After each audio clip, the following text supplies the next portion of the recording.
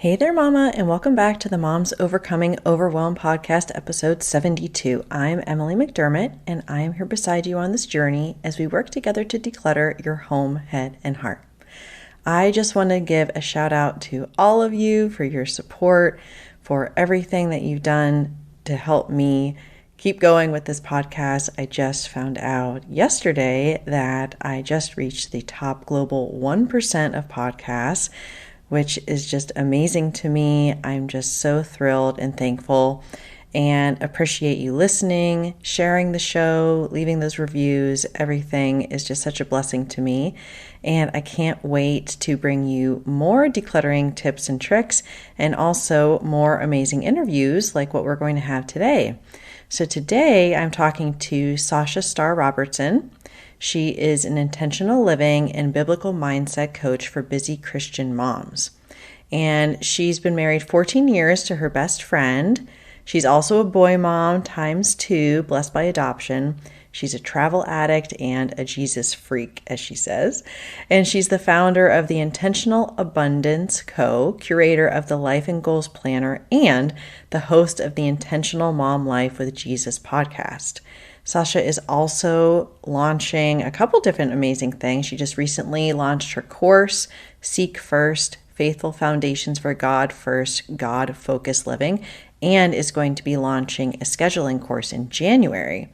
And today I'm going to be talking with her about how we can declutter our schedule to make room for what matters most and to have a more intentional motherhood.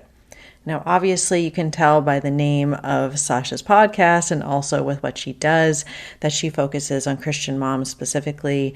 If you are not a Christian mom, I know that you will still get a lot from this conversation because it's all about how we're able to pause, take stock of our values, be more intentional with our time.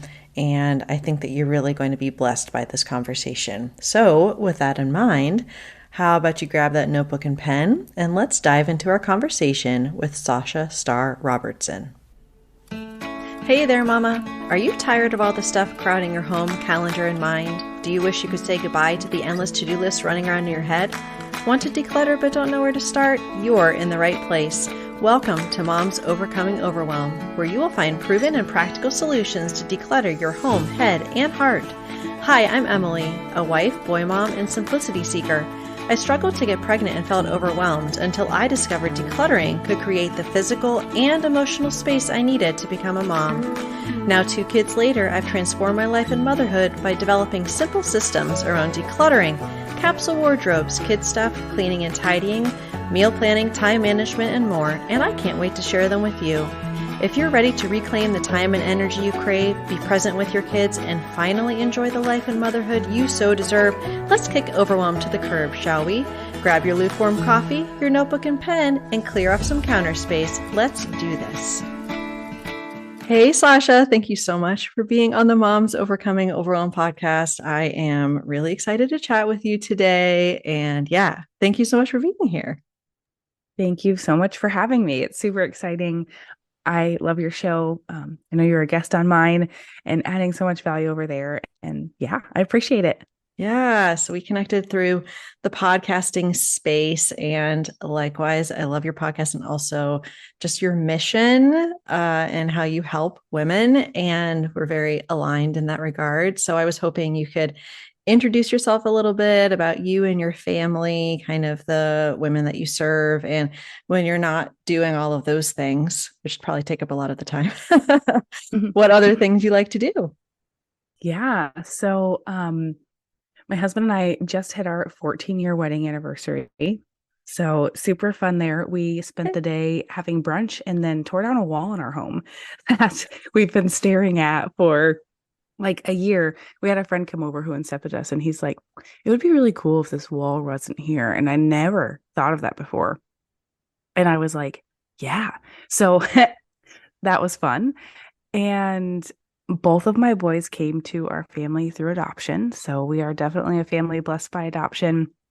That came after a decade of infertility. We live in Alaska. And so it's beautiful, fresh air. Finally, the snow is melting. And so It's just gorgeous here. We absolutely love it. We love to spend our time outdoors, anything to do with water, I'm obsessed with. So put me in a canoe, float me down a river, whatever else. I love hiking, camping, all of that fun stuff. But during the long winters, you can find me reading or working on my business because it is a major passion of mine. So I help like your podcast, overwhelmed moms, right? But it's more so in that area of motherhood, not a parenting coach, but just helping the moms reestablish their schedules and their mindset in a way that helps them balance their lives and find freedom from that overwhelm, find peace from that overwhelm and chaos. So, yeah. Yes. And I love that because primarily it's so funny you talk about knocking down a wall because sometimes we don't realize that we need to, make space for things until you kind of get that outside perspective and you're like, oh, yeah, like we could do that. We can make room and like what would our life look like kind of with more of that space. And that's kind of what we're going to dive into today about, decluttering our schedule and kind of making space for what matters most, which I know you and I are both very passionate about. But I would love it if you could take us back to a time. And I know that you and I are both hashtag boy mom, as I like to say, hashtag boy and mom times two, but a time where you felt very overwhelmed in your motherhood and you kind of were at that point where you're like, okay, like something needs to change. This is not working. I'm overwhelmed. This is chaos. And what was the catalyst for you to make that change? And what did you do? If you could share that. Yeah. I think a big part of it for me, the major transition I think was more underwhelm, maybe. Which sounds funny to say, but I had left my career to become a stay-at-home mom. It was the dream that I had had for 10 years. And then I found myself wondering, like, what is this? I have no recognition. There's no more promotions. I'm not contributing an income to my family. And I just had all of these questions that led me into just this shutting the world out and having this quiet time with God, who really showed me my skills and my values and how my whole life had really been leading up to that point. And so I set off on this journey, just showing up in the online space because as a mom, there's, and this was like COVID broke out right after this. And so there was not a lot of other stuff that I could do. And then just following the Lord's steps, going into coaching, and that's a whole nother story. But I really had this revelation where I truly believe it was God saying, "You're rocking this mom life thing," because I would never, right off the bat, especially then, tell somebody that I was still a fairly new mom. But my self-care, my time with God, my prioritization of my health, so many things had shifted since becoming a mom. Whereas prior to that, I was not good with my self-care. I was not good with my time management. I just went, by the waves of life, whatever was going to happen was going to happen. And I became a lot more intentional because I knew my time alone was very precious because I was a mom, right? But then the time that I was pouring into my son was very precious. I needed to make sure I was being on top of things. And so I sat down and did this brain dump of like, how did I get here? How did I get to this point? And that later became my coaching program and all this other stuff. But that's not to say that I don't experience overwhelm. So I even still experience overwhelm, today in recent days. Some of my biggest areas or triggers for overwhelm are having a schedule that's too busy because then you know, I don't consciously think of my children as a burden, but I'm like, stop doing that. I'm in the middle of something right now, right? When my mind is trying to be two places at once. I experience overwhelm when I'm trying to get out of the house, with two little kids now. I know we've got to start that process 45 minutes before we actually need to leave. And if we don't, then that becomes a source of overwhelm for me where I'll tend to get snippy or whatever else. And so I don't know that being an overwhelmed mom was necessarily the transition that brought me to where I am today, but it's one that has definitely consistently made me better because it's helped me realize and rely on how much mindset and a biblical mindset matters, how much my priorities matter, and how much my focus matters. I really relate to all of that. I think that for me, it's really interesting. I had a conversation with my husband last night where I was feeling overwhelmed by my schedule. And, in previous months, I went a little bit overboard with scheduling podcast interviews. I did like 20 in a month or something insane. And my husband was like, that you're setting your schedule, right? Like, oh, right. Yeah, that's true. But I definitely can relate to that because I know what triggers me, and I've gotten like the physical chaos or the physical clutter under control. Obviously, that's a huge thing for me. But when it comes to my schedule and kind of taking things on that are good things, good in air quotes here, but it's not necessarily what is in line with my most important priorities, I have a real disconnect with that sometimes. And then I notice I'm impatient with my kids. I'm being snippy with them. Like you said, 45 minutes to get into the car. I experience that pretty much every morning, taking my youngest to preschool. And so I would love to kind of dive into this a little bit more. I've heard the saying, like, I mean, when it comes to your finances, for example, show me your, credit card statement. I'll show you your priorities. And then when we look at our schedule, it would be, show me your calendar. I'll show you your priorities. And so when I think about how I'm actually spending my time and what I say my values and priorities are, sometimes those aren't aligned despite my best attempts to align them, because we cram our schedules with things oftentimes that don't really matter and these activities that don't support the woman and the mom that we want to be. So I would love if you could walk us through sort of your recommendations and steps for decluttering our schedule so that we can actually live that more aligned life with our values and what we say is most important to us. Because, like you said, our time is precious, our energy is precious, our attention, all of these things, I call them our most precious resources. But oftentimes, the activities that we're doing are not giving that return on investment, on our time and our energy. So tell us, Sasha, help us. How do we declutter our schedules? Absolutely. I love that quote. And when you had said that, I was like, I don't think I've ever like made a post with that or said that on my podcast or anything. But I'm like, it's so true. Show me your calendar. I'll show you your priorities. And the number one thing that comes up for me when you're saying that is integrity. And I think when a lot of people want to define integrity, they're like, oh, it's doing the right thing when nobody's looking or, whatever else. But really integrity, it's kind of like balanced scales, right? It's like I say this is what matters. These are my priorities. And then I do that. And I think that's the number one thing I find a lot of us have a tendency to not live in integrity. We're like, oh, God is number one. I'm so thankful. Like, I love him. I want to pursue him. I know, that's what the Bible says. Like, this is how we live this fruitful and abundant life. But then they always put their time with him, their prayers, their scripture reading on the back burner. It's like, that's not integrity. There's not a matching up. And so I think number one, I'll give a few tips here. Number one is to know your values. Take some time to sit and process and journal and write them down. Like, what matters to you? So like you had said, how do we get back to what matters most? We have to know what matters most first. And I think a lot of us are like, oh, well, I know what matters most. Take the time to think about it, process it, and write it down somewhere. What happens when you write things down is it goes from this free floating space in your brain where it's kind of like this mental checklist of like, oh yeah, I got to do this, I got to do this, I got to do that. And it processes it through, I think it's the hippocampus, a different part of your brain that actually allows you to take action from that space. And it naturally causes you to take action from that space. There's proven studies that just writing down your goals at the beginning of the year is more likely to make them happen, because just the way that our brains work neurologically. So number one is to know your values, know what they are very, very clearly.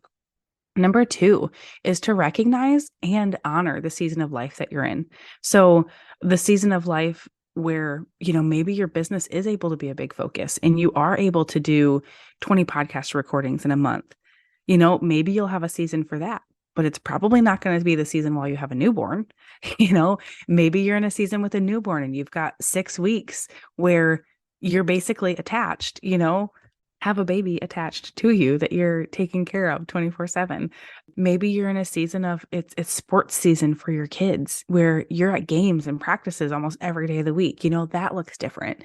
And so recognize the season of life that you're in, what it entails, what it requires of you, and then honor that season, especially when you're giving your yeses and nos to other things. My number 3 is then to pray over all of your goals and plans for the season. This is something that I think people skip over all the time where, we're like, oh, this is what I want to achieve this year. This is what I want to do for my business, or this is what I want to do in my season, or are just writing things on their calendar, but they haven't taken time to consult the one who's outside of time, who knows us and knows what the future is going to hold. There's been so many times where I thought I was going to do this course in this season. This is something that just happened to me, in the last few months. It was December and I thought I was doing this course starting in January. That was my plan. We're doing this course in January. Hadn't registered, hadn't taken the steps. And I'm like, what is this? It wasn't just like my laziness. It was like there was something there. And so I stopped to pray about it. And I heard back, just because January 1st doesn't mean we're going to like gung ho and like jump into things just because that's what the world's calendar says. Like God had very different things for me in that season. And it was amazing things that were able to bless many and myself and my family, right? And clients. But if I would have just stuck to, nope, we're doing this course, it wouldn't have been as much of a blessing to myself nor others in that season of life. So definitely pray over those things. Number 4 is to say no. Amen. As women, as mothers, as believers in Christ, just the list is never going to stop of other people coming to us for requests, for needs, for desires. There's always going to be people in need around us and desiring something of us, our energy, our time, our finances, whatever it is.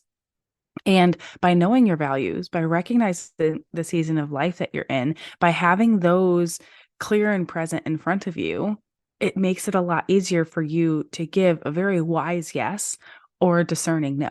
It's not frivolous. It's not just saying no to everything that comes your way, but it's making sure if you give your yes, it's something that you have the capacity for, the time, the energy, the mental capacity, right? It's something that you're actually going to give it your effort. You're not just saying yes and then going to do it halfway because you're doing it begrudgingly. You're giving a yes because it is truly your best, but be willing to say no. In fact, I say no probably more than I say yes, because every time I say yes and I don't mean it, I don't have a full-fledged yes, then I have a tendency to regret my decision. And maybe it's something that becomes between me and that person that asked, right? It's not good for relationships and so on. And number 5, I've got 6 today. Okay. So number 5 excited. is boundaries. Have good boundaries. And this goes back to that, people are going to ask, you're going to have different needs for the season, knowing your values. If something is your value and you are saying no to your values, that's not exercising good boundaries. If you've put something on your schedule that you're going to have your quiet time in the morning and then you keep neglecting that, that's not good boundaries, right? This goes back to the integrity aspect too. If you made a plan ahead of time and you put something on your schedule, then honor that. That's good boundaries. And then number 6 is to incorporate rest. So many people in this 21st century do not rest. And we need to rest regular. We need to rest daily, right? Not just sleep, like laying your head on a pillow at night and sleeping, but incorporating that downtime. It does not equate to laziness if you're not doing something that's productive or tangible, but allowing yourself that space to rest is how we create that peace in our minds and in our lives. It's how we create that space to process, to know our values, to recognize the season of life that we're in, to give good yeses and nos instead of knee-jerk reactions, right? So that's my 6. Love, love, love, love. Yes. And I definitely have done some of this just sort of on the front end of this with like integrity and understanding your values. Have done some of these like either values exercises, or you just kind of can look, even if you look at like a list and you kind of see like what is popping out for you. Like, what are you like, oh, yeah, that is me. That is me. And it doesn't have to be that you have like, hundreds of values, or even just picking like a limited number that say, okay, in this season, like you said, because in different seasons of your life, the values that you have to a certain degree may change. So you might be Mhm. focusing on different things in different seasons. But I love how you use the word honor, Mm. because it really is, it's honoring to ourselves so that we can also know when we do need to rest, when we do need to pull back. And that, I think, like myself, similar to many moms, I think to myself, well, I can do one more thing, or I can, respond to one more email, or do one more thing, and it's not serving me. And when we're not honoring ourselves and that sort of voice inside of us that is like, no, it's time to rest, it's time to stop. For those of us, who are believers, we also are not honoring God by doing that either. And I think that that's something we don't really think about. The only other thing I would say is I also really appreciate the reflection and the prayer over your goals and your plans and activities, because it's easy for us to just listen to what the world says. And what the world says is that we should be in all the different volunteer things, at the kids' school, because that's what makes a quote unquote good mom. And the kids should be in all the activities and all the sports, and spend your entire weekend at, soccer practice, and then swim lessons, and then this and this and this. And yes, if that is in line with your family's values and your personal values, go for it. But I find a lot of people, it's more of this fear of missing out, comparison, especially in where I live, the greater DC area, very competitive here. And I've just had to kind of say, no, like that's not what is important to our family, and that's okay. So all of that really resonated with me. And yeah, I want you to be able to provide any other feedback or any other tips. And then I want to kind of review the six that you gave us. Yeah, I'm like, man, there's so much goodness in what you had shared too, because, when you were talking about saying yes to all the things and all the sports and all the activities, I felt overwhelmed. Like that's what I was experiencing when you were talking about that. And I remember I had nieces and nephews growing up, and I was a frequent babysitter for them. And I remember like a huge part of my job was driving them from like jazz class to this, and then picking them up from football practice. And so definitely that's a season of life, right? For moms with older kids, especially the more kids you have, the more activities. I know families who are like, nope, we're all doing taekwondo. That's our thing. Pick one. But I hear everything in you're saying, and like the keeping up with the Joneses. And I'm like, I know for myself, my values, I don't want to be that mom that's like, rush, rush, rush. Here we go. Next thing, next thing. Because I remember being rushed as a kid, and it doesn't feel good. Right. And so I think that's another thing too, is by incorporating that rest and creating that space, you're able to bring that awareness into your existence and into your planning. I love that you said the one more thing. Just do one more thing. Just send one more email. Like that is a killer. I'm so guilty of that. But it's a killer. And then when you're talking about your values kind of at the beginning, one thing that I always encourage my clients to, and we do this in a course that I have, as well as color coordinating your schedule. And so color coordinating, it can be according to your values or different areas of life that you are pursuing. And so my color coordinating system, it's in my digital calendar, and my paper calendar is like, I have one that's for like self-care stuff. I have one that's for business, one color that's for family. And then what is another color? I think I have a fourth color, but maybe not. Anyway, I can look at my schedule for the week, like the actual calendared events that I have to be at, and just see what color is standing out. Like if I'm saying family is a bigger value, but it's all business color, there's some lacking in integrity there. So again, it's just bringing in that awareness. Maybe that can be tip number 7. I It's love go that. slow enough to bring awareness into what you're actually doing. Yeah, I have done that in past seasons in my planner as far as doing color coding, but it was a little bit different just as far as like the type of like time block, so to speak. I love doing it by values. That is such a great idea because, again, like you said, it's like a visual representation of integrity. Like, how cool is that? You can actually like see and say, oh, okay. Like, for example, my husband, I was telling him I'm feeling a little bit burnt out right now. And he's like, tomorrow, you can go and you can do whatever you want and we don't want to see you. And I'm like, really? He's like, yeah, but the only thing is you can't bring your laptop and you can't go on social media. And I'm not on social media much except for like for the podcasts mostly and stuff and for my Facebook group. And he's like, you can do it, but those are the requirements. And I was like, oh my gosh. And it was just kind of this feeling of freedom, like, oh, I'm actually going to be able to have that self-care color come through, because it's just been completely lacking. And I recognize that. So, oh my gosh, this is so great. Okay. That's you super want good. to? I just want to say something to that really quick too. Same thing. I have a personal day each month. My husband and I agreed on this. This is something he gets one, I get one. We put it on the calendar.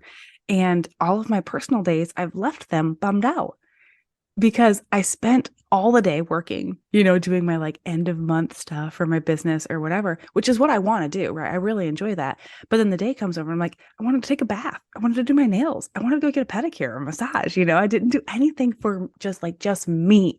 And so I hear you that you have a wise husband and I'm excited wise. for that time you're going to have. Oh, thank you. Yes. Okay. So do you want to recap your 6-ish, 6 plus 7? And then we can find out how we can connect with you too. Maybe it was 8. Oh yeah, sure. Just integrity. List all the things. Number 1, integrity. Number 2, know your values. Number 3, recognize and honor the season of life that you're in.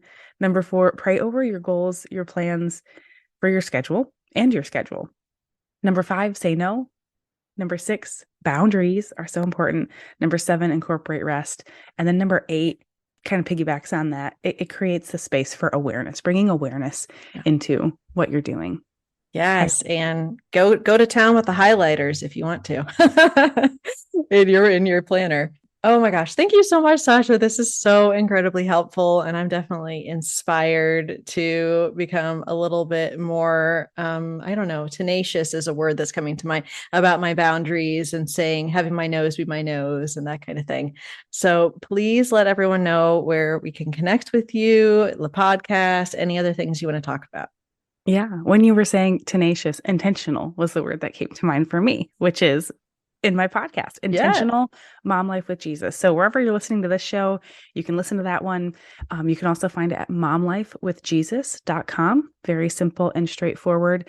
That's going to be the best place to find me. I also have a Facebook group under the same name, Intentional Mom Life with Jesus. That's the second best place that you can find me. And that's where I show up and I add value. I share more scheduling and peaceful living tips, intentional living tips. And then you can connect with me through either of those spaces on a deeper level as well.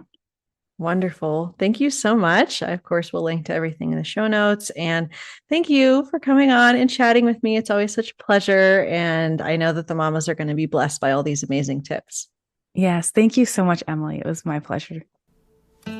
If you like today's podcast, here's what you can do. Just take 30 seconds to leave me a review. I know you're a busy mama. You're overwhelmed, in fact, but 30 seconds of your day makes such an impact. I'll be blessed by your words. They'll definitely make my day. And who knows, you might be entered for this month's giveaway. In Apple Podcasts, scroll down to write a review. Thanks so much for your time. I'm so grateful for you.